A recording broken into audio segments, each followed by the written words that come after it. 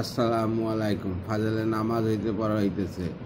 ফায়দা: বছরের সব কয়টি মাসই যদি 29 দিনে ধরা যায় এবং শুধু ফরজ ও বেতনের 20 রাকাত নামাজের হিসাব করা হয়, তবু বছরে 6,960 রাকাত নামাজ হয়। আর যেসব মাস 30 দিনের হইবে, প্রত্যেকটিতে 20 রাকাত করিয়া অতিরিক্ত হইবে।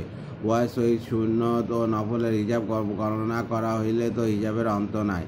ইবনে মাজাহ গ্রন্থে হযরত তালা রাদিয়াল্লাহু হইতে বর্ণিত আছে, তিনি নিজেই স্বপ্ন দেখেন, এক গোত্রের দুই ব্যক্তি একত্রে ইসলাম গ্রহণ করেন। ইহাদের মধ্যে একজন বীর যোদ্ধা ছিলেন, তিনি কোনো যুদ্ধে শহীদ হইয়া যান। অপর ব্যক্তি 1 বছর পর ইন্তেকাল করেন। আমি স্বপ্ন দেখিলাম যে আমি বেহেশতের দরজায় দণ্ডবান রহিয়াছি, আর উক্ত দুই ব্যক্তিও সেখানে হাজির রহিয়াছেন। এমন সময় ভিতর থেকে এক ব্যক্তি আসিয়া ওই ব্যক্তিকে নিয়ে গেল, যাহার 1 বছর পর ইন্তেকাল হইয়াছিল। শহীদ ব্যক্তি দাঁড়াইয়া রইল।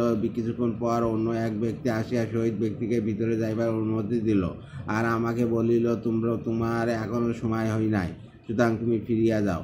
ভোরবেলায় আমি যখন লোকজনের নিকট স্বপ্ন বৃত্তান্ত বলিলাম, সকলে ইহাতে বিস্মিত হইল যে শহীদ ব্যক্তি কেন পরে জান্নাতে প্রবেশের অনুমতি পাইল। লোকেরা হুজুর সাল্লাল্লাহু আলাইহি ওয়াসাল্লামের খেদমতে গিয়া আরজ করিল, ইয়া রাসূলুল্লাহ সাল্লাল্লাহু আলাইহি ওয়াসাল্লাম, যে ব্যক্তি বীর যোদ্ধা ছিল তার শাহাদাত নসিব হইল, সে কেন পরে জান্নাতে প্রবেশ করিল? হুজুর সাল্লাল্লাহু আলাইহি ওয়াসাল্লাম উত্তর করিলেন, দেখো, যে ব্যক্তি প্রথমে জান্নাতে প্রবেশ করিল, সে কি 1 বছরের ইবাদত বেশি করি নাই? সকলেই বলিলেন, নিচে করিয়াছে। হুজুর সাল্লাল্লাহু আলাইহি ওয়াসাল্লাম আরও বলিলেন, সে কি পুরা রমজানের রোজা বেশি রাখে নাই? সকলেও বলিলেন, নিশ্চয় রাখিয়াছে। হুজুর সাল্লাল্লাহু আলাইহি ওয়াসাল্লাম আবার বলিলেন, নামাজের ভিতর 1 বছর যাবৎ কি এত সেজদা করে নাই? তারা উত্তর করিলেন, অবশ্যই করিয়াছে। হুজুর সাল্লাল্লাহু আলাইহি ওয়াসাল্লাম বললেন, তবে তো উভয়ের মধ্যে আকাশ পাতাল পার্থক্য হইয়া গেল।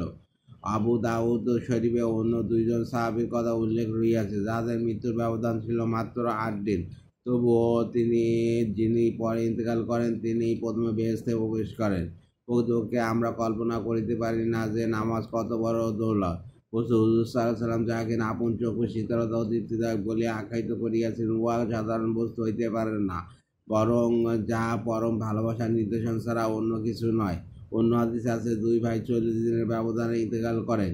যিনি প্রথমে মারা যান, সাহাবাগণ অধিক বুজুর্গ বলে তাকে প্রাধান্য দিতে লাগিল। হুজুর সাল্লাল্লাহু আলাইহি ওয়াসাল্লাম তাদেরকে প্রশ্ন করেন, দ্বিতীয় ভাই কি মুসলমান ছিলেন না? সকলে বললেন, নিশ্চয় ছিলেন, তবে সাধারণ পর্যায়ে ছিলেন। হুজুর সাল্লাল্লাহু আলাইহি ওয়াসাল্লাম উত্তর করলেন, তোমাদেরকে জানা আছে যে উক্ত ব্যক্তিকে 40 দিনের ইবাদত কোন পর্যায়ে পৌঁছাইয়া দিয়াছে।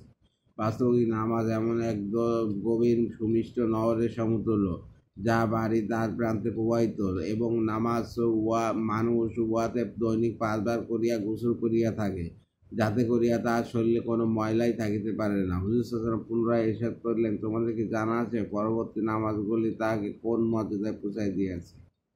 আল্লাহ হাফেজ।